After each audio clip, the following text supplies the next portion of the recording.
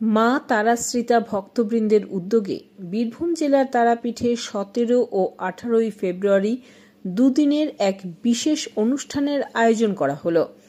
বামদেবের আরাধ্য ধাম তথা শ্রেষ্ঠপীঠ তারাপীঠের হোটেল তীর্থে মা তারাশ্রিতা ভক্তবৃন্দ সামাজিক সহযোগিতার হাত বাড়িয়ে দিলেন। প্রতিবন্ধীদের জন্য হুইল চেয়ার সাইকেল প্রদান, দুস্থ মহিলাদের সেলাই মেশিন ছাড়াও স্বাস্থ্য সচেতনতা শিবির, গণবিবাহ, দুস্থ ছাত্র ও ছাত্রীদের শিক্ষার সামগ্রী প্রদান, সাংস্কৃতিক অনুষ্ঠান, বিশ্বশান্তি মহাযজ্ঞ, ভক্তিমূলক জ্ঞান ও আধুনিক সঙ্গীতের আয়োজন করা হয়।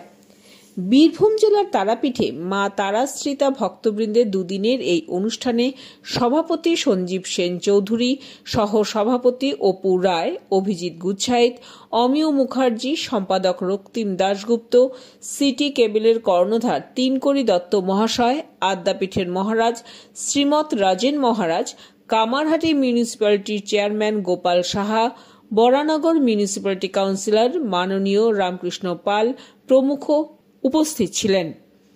বীরভূম জেলার তারাপীঠ থেকে শুভ ঘোষের রিপোর্ট।